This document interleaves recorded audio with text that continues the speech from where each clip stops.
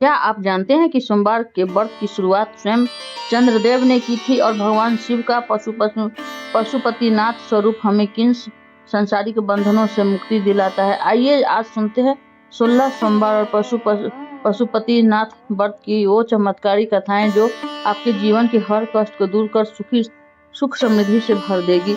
अंत तक बने रहिए और प्रेम से कमेंट में लिखिए हर हर महादेव। एक समय का वृतांत है। भगवान श्री कृष्ण विष्णु के निर्देशानुसार अमृत की प्राप्ति के लिए देवता और दानव समुद्र मंथन कर रहे थे।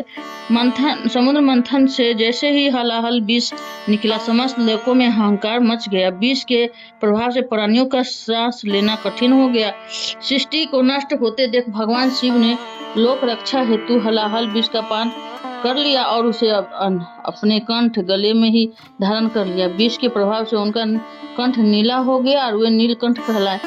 विष की तीव्र उष्मा से शिव जी की देह दहकने लगी। तब शीतला के प्रतीक चंद्रदेव वहां उपस्थित हुए और बोले, हे भोलेनाथ, आज आप मुझे अपने मस्तक पर धारण करें जिससे इस विष की गर्मी शांत हो सके। भगवान शिव ने उनका अनुरोध स्वीकार कर उन्हें मस्तक पर धारण कर लिया, जिससे उन्हें तुरंत शीतलता मिली। आज संसार में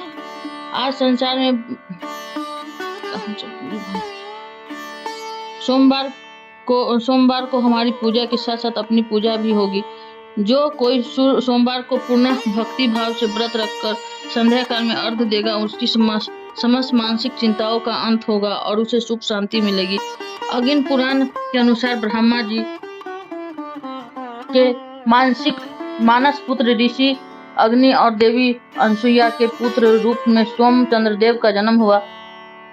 चंद्रदेव का विवाह दक्ष प्रजापति की 27 कन्याओं से हुआ, परंतु चंद्रदेव केवल रोहिणी से ही सर्वाधिक प्रेम करते थे और अन्य पत्नियों की उपेक्षा करते थे।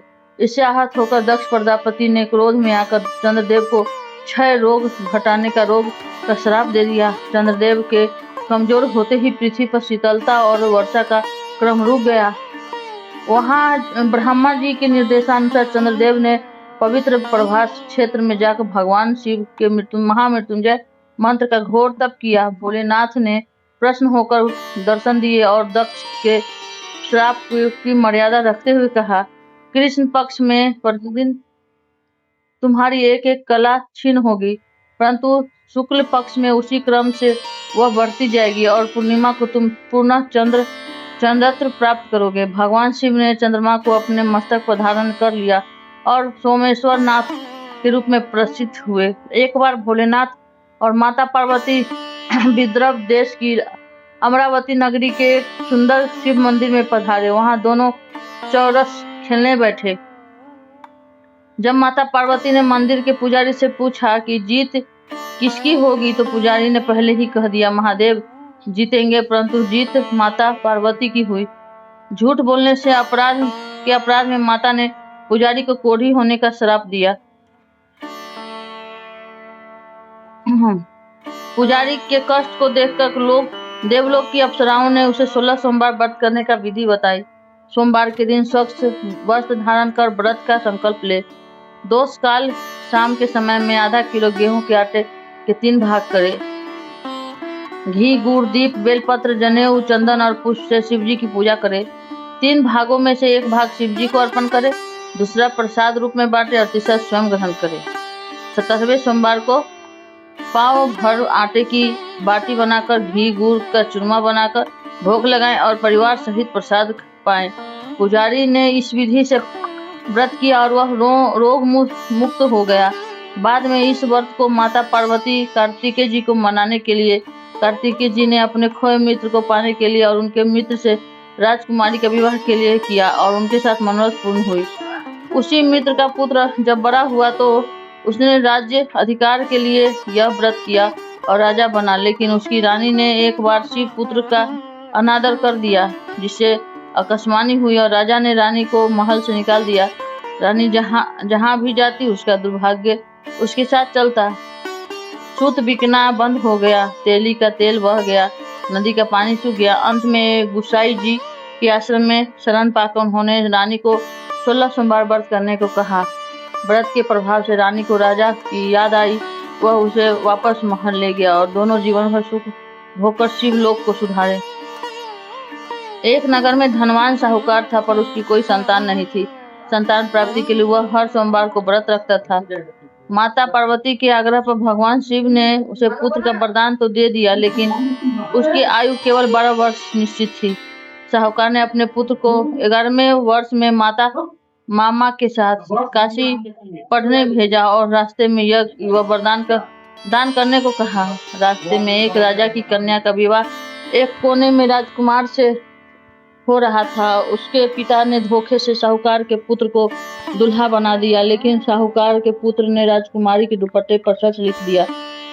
राजकुमारी ने कान्हे राजकुमार के साथ जाने से मना कर दिया। जब बालक 12 वर्ष का हुआ तो काशी में पढ़ते समय शिवजी के वरदान से उसके प्राण निकल गए। उसके मामा ने विलाप को सुनकर माता पार्वती का हृदय द्रवित हो उठा। उनके पुनः आग्रह पर भगवान शिव ने बालक को पुनः जीवित कर दिया। शिक्षा पूरी कर जब वह अपनी पत्नी राजकुमारी के साथ वापस लौटा तो साहूकार दंपति की खुशी का ठिकाना न रहा। शिवजी ने साहूकार के सामने आकर अपने सोमवार व्रत की सराहना की। जब ऋषि और देवताओं ने देश संसार के जीव अज्ञान, मोह और दुख के बंधनों में फंसे हैं, तब शिवजी ने समस्त जीवों, पशु और मनुष्य के कल्याण के लिए पशुपतिनाथ स्वरूप धारण किया। पशु अर्थात बंधन में बंधा जीव और पति अर्थात उसका रक्षक या स्वामी। एक बार शिव पार्वती कैलाश छोड़कर हिमालय की घाटियों में बागमती नदी के तट पर गए। वहां शिव ने एक सुंदर मृग हिरण का रूप धारण कर लिया। जब देवताओं ने उन्हें खोजना शुरू किया और उस दिव्य मृग को पकड़ने का प्रयास किया तो मृग का एक शीट टूटकर पृथ्वी पर गिर गया। उसी स्थान पर पशुपतिनाथ ज्योतिर्लिंग प्रकट हुआ। बाद में एक गाय वहाँ रोज दूध गिराने लगी, जिससे ग्वालों ने खुदाई कर इस अद्भुत लिंग को पुनः प्राप्त किया। यह पावन स्थल आज नेपाल की राजधानी काठमांडू में बागमती नदी के किनारे स्थित है। यह लिंग चतुर्मुख है और ऊपर एक निराकार मुख है जो अलग अलग दिशाओं और गुणों को दर्शाते हैं।